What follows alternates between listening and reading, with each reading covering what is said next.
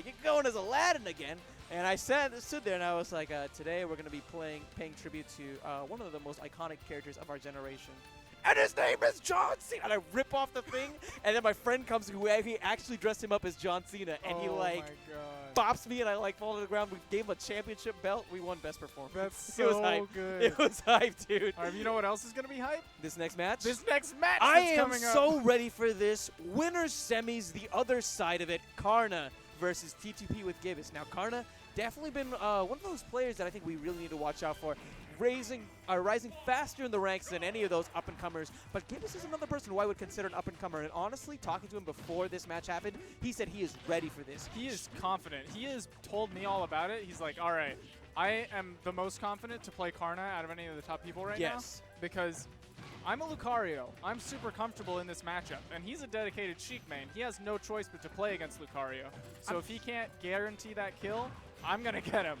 I mean, think about where Sheik really excels. I'd say racking up percentage in the early game. Exactly. But that's actually going to be the nail in the coffin potentially for Karna if he doesn't get those stocks early. Ooh. The only downside is that Gibus unwittingly let Karna take him to Smashville, where he doesn't have to try nearly as hard to get those kills. He can walk you off that platform. Why did he do that? And this is where it's going to be big. Karna, he's going to need to convert so consistently. Up air, not going to be enough. And the worse he gets at these conversions, the more of a chance Gibus has to bring this game right back in his favor. It's going to come down to whether or not Gibus can take this first stock. It means so much momentum as he's approaching 150%. Gets the grab. Ooh, but Karna just too far away. That bouncing fish, a nice option to avoid future follow-ups. Ooh, and good job shielding and then punishing. Loved that play from Karna. Yeah. Loved it. Worth noting that Karna does not have a lot of rage right now, so he might actually still be able to true guarantee into some combos. So Gibus coming into the next stock will still get beat up quite a bit. Oh, man. And this is a little rough for Gibus as well. Karna's so consistently catching him whenever he's trying to pop those air dodges and get out of some of the pressure that Karna is exerting. Gibus himself is a big proponent of using the up B to get out of something. Oh my god! I thought that was it. No, but Gibus has an excellent recovery with Lucario. And I meant Gibus for a reason. I didn't just mean Lucario has a good recovery. I mean, that character, you have to lab to learn how to recover as Lucario. Ooh, that was good. Solid ability to get that confirmed. That right there showcases why Lucario can excel in this matchup in the late game, right?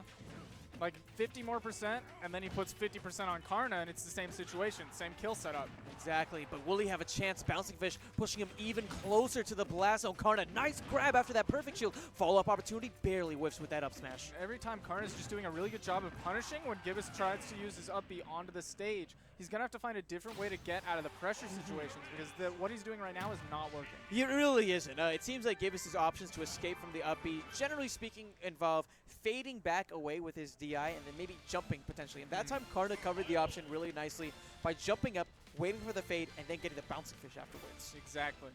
Now, one thing that Gibus really could do is to not get so overwhelmed in the early rounds and be able to put the damage on Sheik as well. If he can get her up to 50, that's all he needs if he gets up to 150.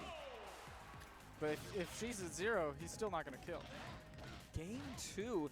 Gibus going for one of his favorite stages here, Duck Hunt. And then, yeah. Now, this is Gibus' counter pick, so he was able to. It's a pretty interesting stage. I like how it's a flat stage, so there's not a lot of platforms for Karna to juggle him on, but also Gibus gets a lot off the top. So if you get some tree combos, maybe that could be sick. I also think about the needles in this matchup as well. Because it's a flat stage, it makes it so that Gibus has less options to really escape through that. So he's going to make sure that his shield game is on point. Whoa! I thought that was going to be a Karna. Put so much butter on that up smash. That was insane. Call him Paula Dean because he's cooking right now. He was cooking. Man, I absolutely love the way that Karna has been playing. The bouncing fish barely whiffing. Nice. This is Gibus' chance. Whiffs the up smash, though. Great DI from Karna. Not quite calling for that setup. Ooh, that was a really good bait. He went ahead and started charging the needles and then immediately stopped to bait Gibus into shielding. And then he went up and grabbed him. That was so smart by Karna. Bouncing Fish doesn't connect that time. Up air, however, is going to be taking that stock. But the nice thing for Gibus is that he is at a much better percentage now than he was in that last game. Still doing much better than last game. He's got 100 already on Karna, so pretty soon he'll be able to land. Like, he got strung across the stage. Oh, God.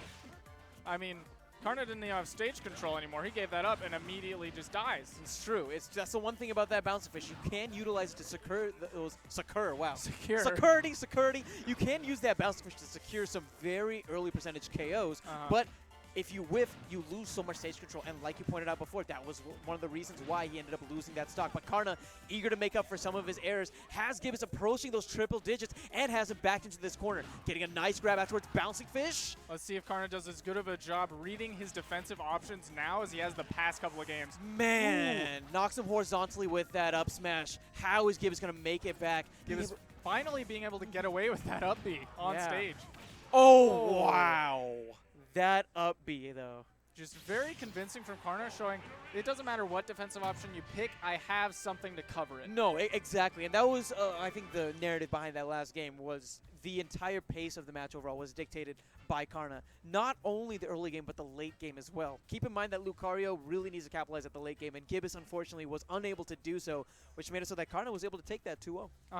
I think one of the really big differences why Gibus was so confident going in is because he's used to playing a Sheik like Denti. Yes. He's a very patient Sheik who waits to go in and will camp with needles. Exactly. That'll give Gibus a lot of time to breathe and a lot of time to get that kill set up if Denti leaves him at high percents. Whereas Karna, a very aggressive Sheik who will go in and not give you a chance to think about getting your own kill set up in return.